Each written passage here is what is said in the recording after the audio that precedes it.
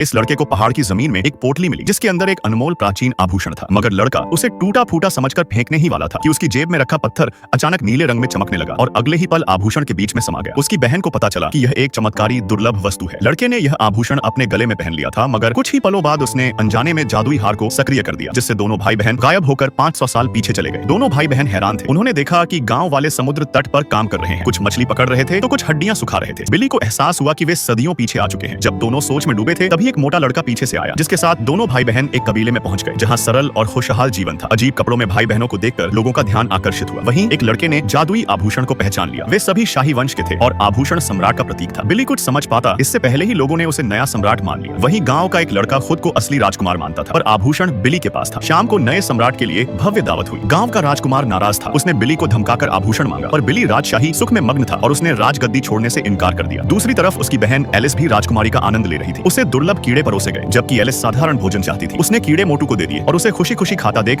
Alice को उल्टी हो गई। सोने का समय आ चुका था। तभी गांव की सबसे सुंदर लड़की आई, जिसे रानी बनाने के लिए चुना गया था। बिली को सब कुछ सपना जैसा लग रहा था, मगर गांव का राजकुमार लड़की के रानी बनने से क्रोधित था, क्योंकि वह उसे पसंद करता था। उसने प्रतिज्ञा ली कि वह राजगद्दी वापस लेगा। दूसरी तरफ एक क्रूर जादूगर भी आभूषण की खोज में था। जादूगर बहुत ही बेरहम और खूंखार था। वह लोगों को 1000 साल पुरानी ड्रैगन की गुफा में फेंक देता था। उसने गांव पर हमला कर सभी को बंधक बना लिया। चतुर बिली कुछ दोस्तों के साथ भागने में सफल रहा, मगर उसकी बहन अनजाने में जादूगर के हाथ लग गई। बिली के पास कोई विकल्प नहीं था। बहन को बचाने के लिए उसने जादुई आभूषण जादूगर की तरफ फेंक दिया और मौका पाकर वह बहन और दोस्तों के साथ झरने से कूद गया। जब वे जागे तो चारों तरफ गहरी घाटी थी, जहां ऊंची ऊंची चट्टानें थीं। गांव वालों को बचाने के लिए वे जोखिम उठाकर पहाड़ पर चढ़ने लगे, मगर ऊपर पहुंचते ही उन्होंने एक अलग थलग झोपड़ी देखी। आसपास जंगली फल थे। भूखे बच्चे झोपड़ी के मालिक से खाना मांगने गए, लेकिन बूढ़ा मालिक बहुत गुस्सैल था। उसने बच्चों को बाहर जाने के लिए कह दिया। बूढ़ा एक मूर्तिकार था जो पहले राजा के लिए तोपें और हथियार बनाता था। जब बिली ने बताया कि वह भी राजवंशी है तो बूढ़ा उन्हें खाना देने और आत्मरक्षा करना सिखाने को राजी हुआ। उसने एलिस को अनानास से बम बनाना सिखाया, जो बहुत शक्तिशाली था। मोटू ने जहर बनाना सीख लिया। बिली ने जंगल में जीवित रहने के कौशल सीखे। अब जंगल उसका घर बन गया था। लेकिन गांव का राजकुमार केवल फल काटना ही सीख पाया, जिससे वह नाखुश था। कुछ दिनों बाद जादूगर के लोग बच्चों का ठिकाना ढूंढ लेते हैं। बिली ने सबको बचाने के लिए एक पेड़ से दूसरे पेड़ तक रस्सी बांधकर एक पुल बनाया और सभी उस पर लटकते हुए चट्टान की दूसरी तरफ पहुंच गए। मगर आधे महीने तक छिपने के बाद भी जादूगर के लोगों ने उन्हें पकड़ लिया। निहत्थे बच्चे भागने की बहुत कोशिश करते हैं, मगर 200 किलो के मोटू के नीचे गिरने से तीनों लड़के पकड़े जाते हैं। उन्हें सुअर के पिंजरे में डाल दिया गया और जादूगर के पास ले जाया जा रहा था। जादूगर के लोग ताकतवर जरूर थे, पर दिमाग से कमजोर थे। इसी का फायदा उठाकर एलिस और बूढ़े चाचा ने पटाखों से उनका ध्यान भटकाया और कैदियों को आजाद कर दिया। बूढ़ा चाचा एक छिपा हुआ योद्धा था। उसने 2 दुष्टों को मार गिराया। फिर जब वे ड्रैगन द्वीप पर जाने लगे तो दुष्टों ने धोखे से हमला कर बूढ़े को मार दिया था और बच्चे लकड़ी पकड़कर समुद्र में बह गए। दिन रात तैरने के बाद वे एक द्वीप पर पहुंचे, जहां उन्हें एक गहरी गुफा मिली। यह गुफा जादूगर की थी और अंदर लोग एक रस्म कर रहे थे। जादुई हार जादूगर की गर्दन में था। बिली गुफा के छेद से अंदर घुसा और जादूगर की गहरी नींद में अनमोल हार उसके गले से निकालने लगा, मगर उसी पल जादूगर अचानक जाग उठा। उसने बिली को पकड़कर जेल में डाल दिया था।